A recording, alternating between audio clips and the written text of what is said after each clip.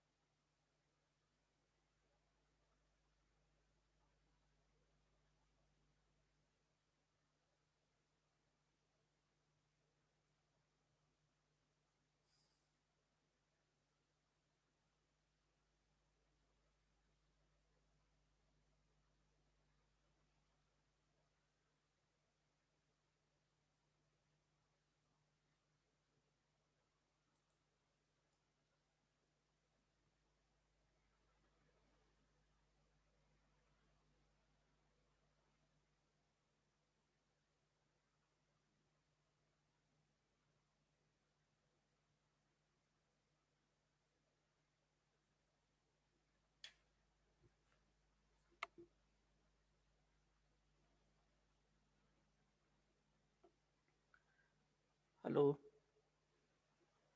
Hello. अ, मेरी आवाज़ आ रही है क्या?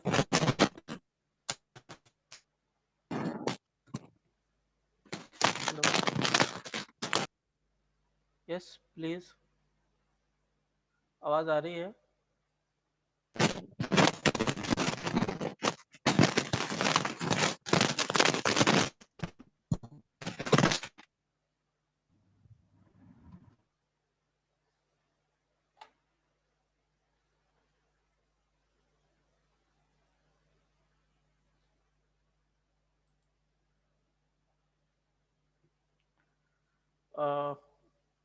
यू आर आप लोग ना ज़रा एकदम शार्प टाइम पर कनेक्ट हो जाया करें, तो जो लोग पहले ज्वाइन होते हैं उनको वेट भी नहीं करना पड़ेगा और हमारा भी टाइम वेस्ट नहीं होगा।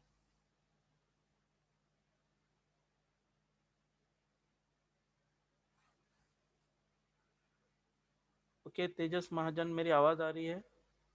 शुभम माड़ी, कोई बोलेगा कि मेरी आवाज़ आ रही है या नहीं आ रही? यस सर, आ रही है। Okay, so we will start now. जो भी आएगा then we will, and all of you are requested to join at sharp time so that हमारा कुछ भी टाइम वेस्ट ना हो। Okay,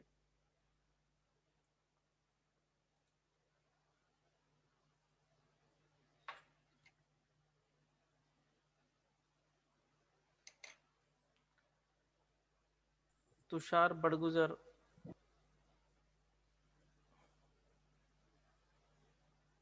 okay, so we will start our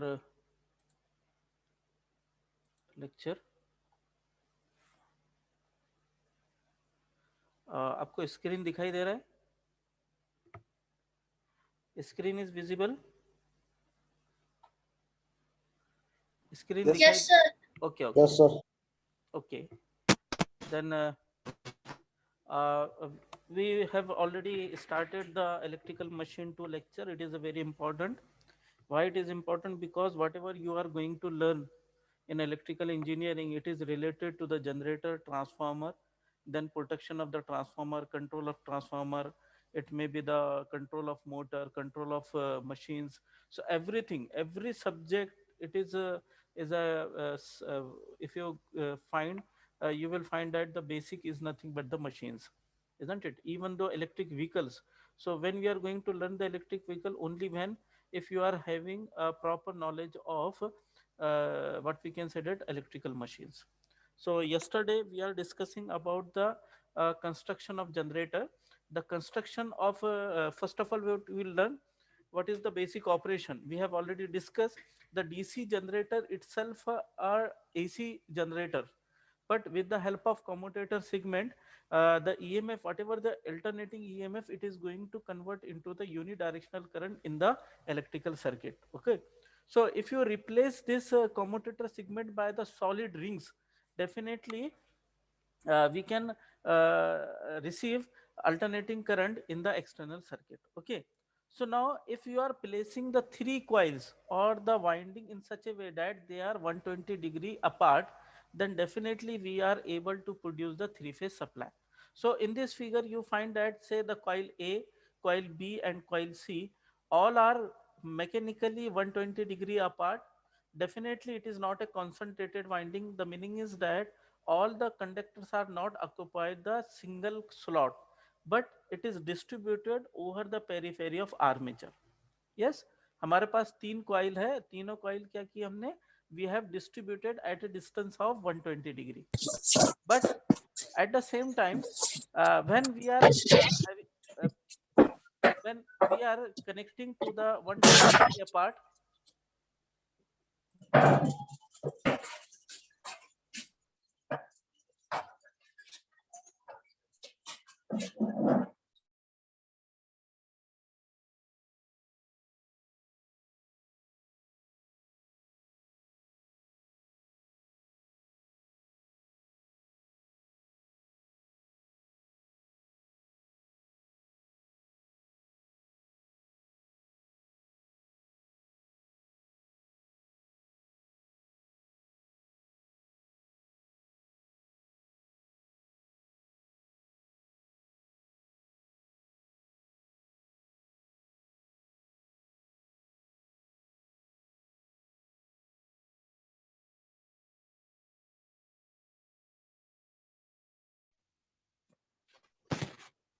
sir आपकी आवाज नहीं आ रही। Okay. Now it's okay. It's okay. Hello. Yes, sir. Okay sir. Okay. Okay. Yes. So this is the our alternator whose armature winding is placed on the stator, that is the stationary part, and field winding which is responsible to produce the magnetic flux, it is on the rotating parts. So for our simplicity it is only the two pole generators, and definitely for the different application it may be a two pole, and it may be a four pole, six pole, and 12 poles are there. We will see how many poles are there and what would be the relation between the number of poles and speed of the generator, that is the speed of the prime mover. So we are giving the DC current to the field winding, it produces the constant magnetic flux. Now this constant magnetic flux which is created by the electromagnet, that electromagnet is going to run by the prime mover at a constant speed, that is called as a synchronous speed, isn't it? So when it is running at a synchronous speed, which is the as per the design of generator, it may be 1500 rpm, it may be 1600 rpm, 900 rpm, or 3000 rpm. When it is going to run, and your your armature coils are stationary, and they are 120-degree apart, mechanically they are 120-degree apart.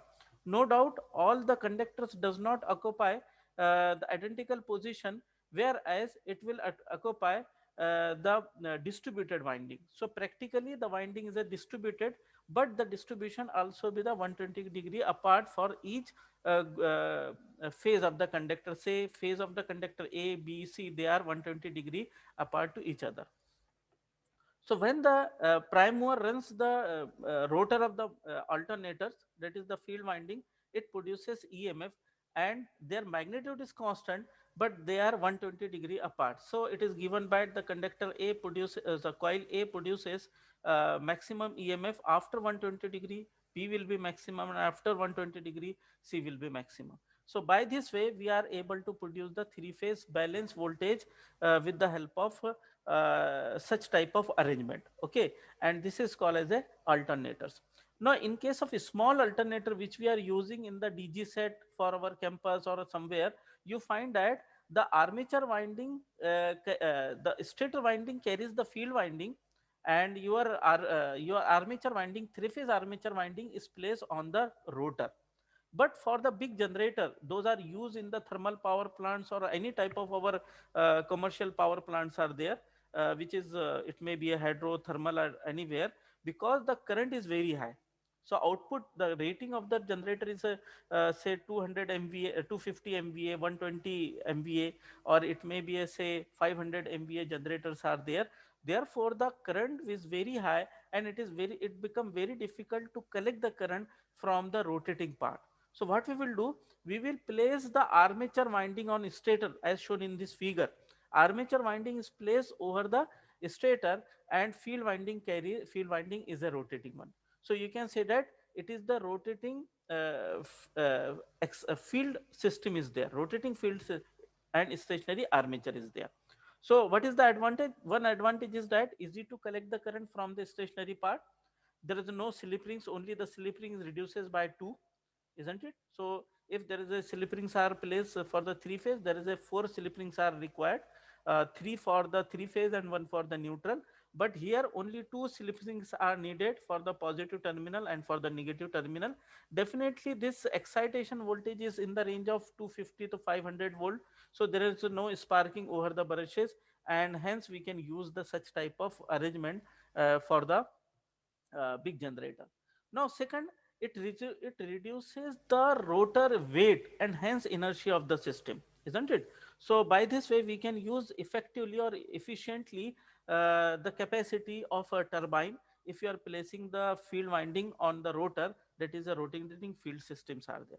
So this is the case.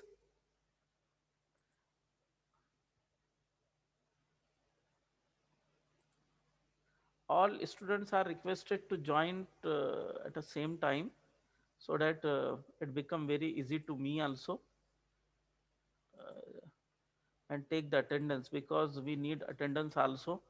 So it become very difficult to me during this time. Okay, so I will take the attendance at the last. Now, if you see the construction point of view, the construction is based on the type of rotor. The rest of the system is as it is, only the rotor, we are using two type of rotor. It is based on the speed of the turbines. Cylindrical rotor, it is used for the high speed turbine like thermal power plants, nuclear power plant and gas power plants, where the speed is very high, in the range of 1500 rpm or 3000 rpms are there. And in this case, we are using a cylindrical rotor. Whereas the salient pole means is a projected type of poles are there. And here the cylindrical, in case of the cylindrical rotor, the pole may be two or maybe four, isn't it? Whereas for the salient pole rotors, it is used for the low speed turbine, especially for the hydropower plant, where Kaplan turbines or Francis turbines are there, and the speed in the range of 600, 300 rpm to the 600 rpm.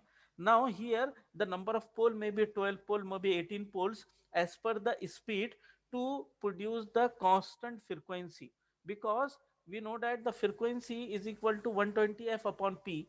So synchronous speed is equal to 120 f upon p. If you are changing the number of, if you are going to change the speed, and if you want to maintain the frequency constant, definitely we should change the number of poles. So for the salient pole rotor, here the number of poles are large. It may be a 8, 10 poles, it may be a 12, 18 or 30 poles are there. Whereas for the cylindrical rotor, the number of poles may be 2, or number of poles will be 4 poles are there. Okay. So now in case of the cylindrical rotor, so this is the construction of two type of machines are there. It is a cylindrical rotor. The shape is cylindrical. If you do the cross sectional, so from this cylindrical, there are two poles are there. This is the one winding, this is windings are there. So this is north pole and this is the south pole. Only two poles are there. It may be four poles are there, but for the simplicity, for the salient pole, we have seen on, we have shown only two poles are there, isn't it? Now here the stator is a stationary part, and field winding is a rotating one. Okay.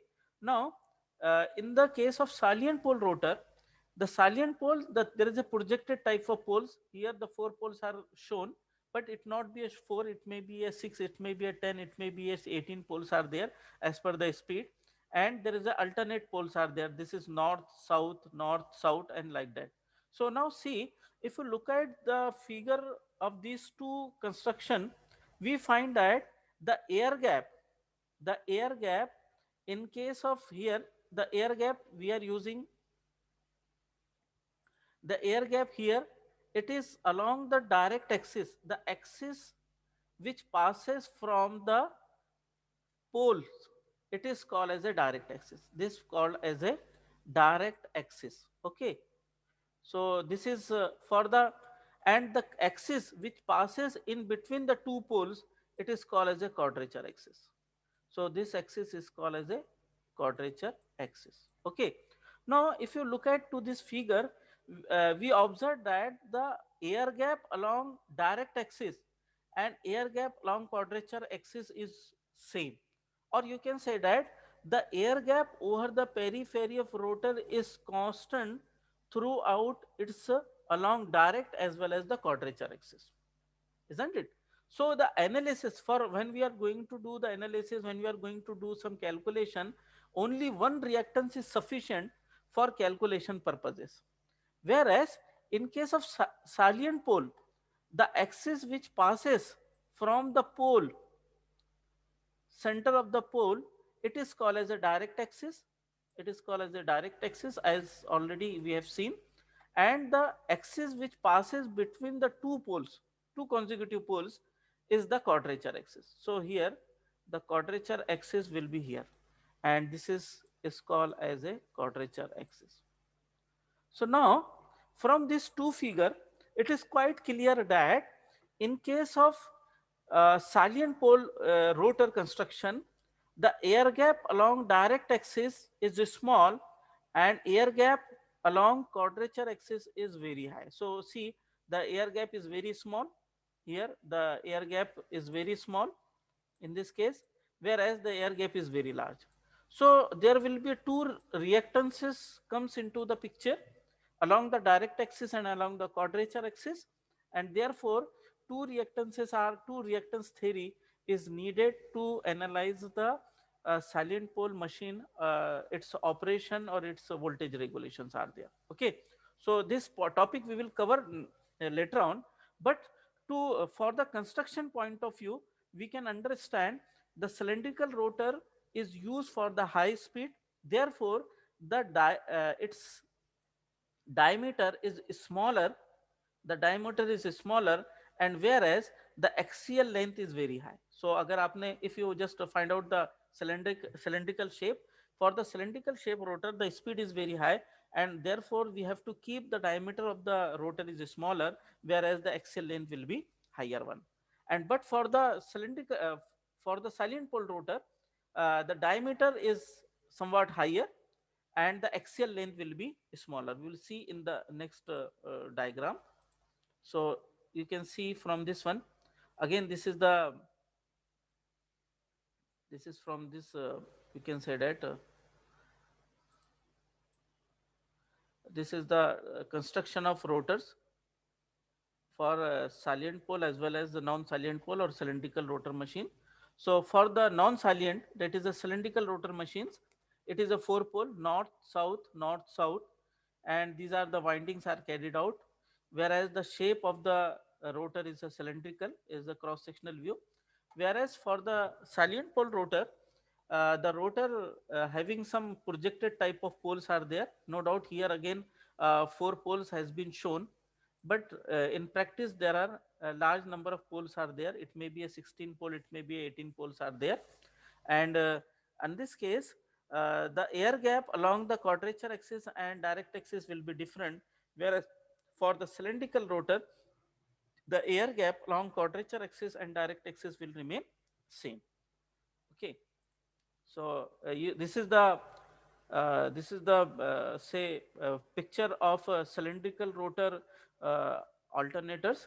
So you find that there is a some slots are carried out, isn't it? Some slots are carried out, and in these slots field windings are placed. Field windings are placed. The diameter of the rotor is smaller as compared to its axial length. The axial length is very large as compared to the diameter, and the reason is that it is used to reduce the centrifugal forces acting over the periphery of rotors, isn't it?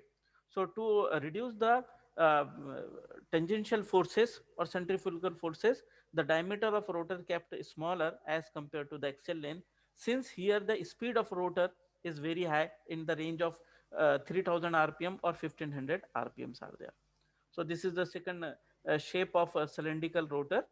It having a large number of this is the field windings. DC field windings are there, and this DC field windings are connected to the slip rings. So this is such type of slip rings are there, and it is connected over the slip rings. And the slip rings we are going to provide DC current from the external source to the this rotor field windings. Okay, so this is the construction of cylindrical rotor or non-salient pole rotor. Now second type of construction is the salient pole. In case of salient pole, there are number of poles are projected, and we found that in the case of do axis, that is axis which passes from the poles, which passes from the center of a pole, it is called as a direct axis. Here again it is shown, direct axis is shown over here. So direct axis is shown in this figure, and the quadrature axis in between the two poles, it is called as a quadrature axis. So the air gap along the direct axis is smaller, whereas the air gap along quadrature axis is higher one. So we have to do analysis with the help of two reactances for the salient pole rotor construction. Now, in case of salient pole rotor construction, the diameter is higher one as compared to its axial length. So now see from by this figure. So this is the figure of salient pole rotor construction. In case of salient pole, there are number of poles are there. You can count 1, 2, 3, 4, 5, 6, 7, 8 like that. there are number of poles are there, and whose axial length is smaller as compared to the diameter. You can see here very easily the axial length is smaller and diameter is higher one. So for the higher diameter, as the speed of the rotor is small, so there is a less centrifugal forces or tangential forces are there. So we are keeping uh, axial length is smaller and diameter will be more. It will give the advantage to make the number of poles construction even. Therefore we are keeping such type of dimension. So now see here, this is one hydropower plant, say generator is there. This is your armature winding. Okay, you can see this is your armature winding. It is placed on the stationary part, whereas this is your rotor carries the DC winding. Now for the DC winding, uh, how many say slip rings are needed? Only two slip rings, one for positive terminal and second for the negative terminal. So see here, we'll just see here, these are the slip rings, these two are the slip rings are there. Okay, so only two slip rings are needed, and these slip rings are connected with the brushes. It will give the DC supply, and this is your rotor construction. Okay, so this is now somewhere here are the some terminals are provided for brushes are there, and it may be a three terminals, four terminals for the outgoing terminal for the generators are there. So this is the construction of cylindrical salient pole rotor machine.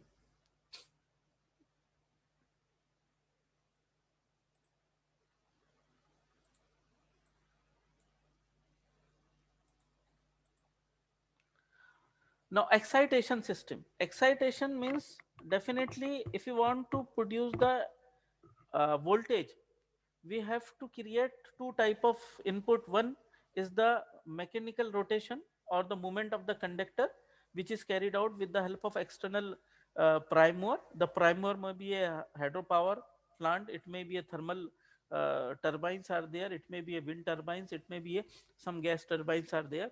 And second is to produce the magnetic flux. So whenever the conductor cuts the magnetic flux, it induces EMF. So flux is necessary, constant magnetic flux is necessary. Second, movement of the conductor is necessary. Then and then it is possible to generate the EMF by dynamically EMF induced, by the dynamically EMF induced. So see here, this is the stator. Your armature winding is placed on the stationary part. So this is your stator, and field winding, which is responsible to produce the magnetic flux, and it is done with the help of place which is placed over the rotor windings, over the rotor construction, rotor element. So this is a rotationary part, and this is the stationary part. Now it needed the DC supply, it needed DC supply. So what we are doing, we are using inverted type of synchronous inverter. Inverted type of synchronous inverter, the meaning is that in case of general alternator, when we call as alternator, practical alternator, we are placing the armature winding on stator and field winding on rotor. But in this case, three phase armature winding, three phase armature winding is placed over the rotor. This three phase armature winding is placed over the rotor, whereas whereas it is same rotor is connected with the diodes to make it DC, okay, direct current, and the same winding is given, same current is given to the rotating field winding. So there is no brushes at all. So with the help of this arrangement, we able to avoid the brushes. So it is called as a brushless excitation system. Okay. Now in this case, the three terminals are taken out from this one, and it is given to the AVR, automatic voltage regulator. This automatic voltage regulator will regulate the terminal voltage. As soon as, suppose here is a 400 volt is there, as soon as the voltage drop from 400 to 395, it is going to compare with the help of some comparator, we will see in the next figure, and it will increase the reference voltage. Again it will increase the more voltage, and more excitation is given. So with the help of this excitation system, automatic excitation system, we can maintain the terminal voltage of alternator constant. Okay, so this is one more figure is there. Okay, this is figure is good for understanding. Again here, this is your synchronous machine. This is your synchronous machine or synchronous alternator is there, and this is the field winding. So this is the field winding which is on the rotary part and it is on the stationary part. As soon as the voltage is constant, there is some excitation transformer, sorry, potential transformers are there, and with the help of potential transformer it is given to the some excitation circuit. So here, just to remember this part only. So this is your again exciter, three phase exciter. It is an inverted type of synchronous alternators, small alternators, and it is giving three phase supply. It is get converted with the help of diode and some protective element, or you can say that some sensors are there, and it increases the excitation. Once the excitation has been increased, you will get the 400 volt. So it is not going to compare with the reference voltage. So if somewhere it is a reference voltage, and by this way we are able to control the uh, terminal voltage of generator with the help of excitation system. So it is called as a brushless excitation. And in the last lecture we have discussed the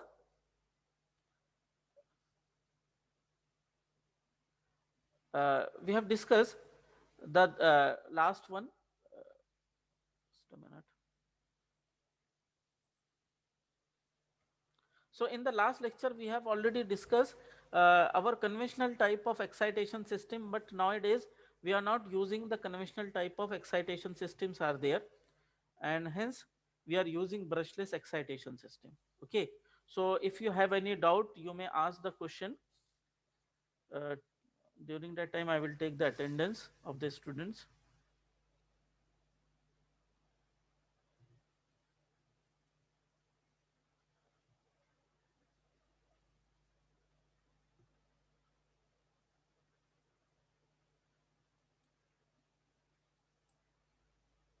All of you are requested to join the lecture as early as possible.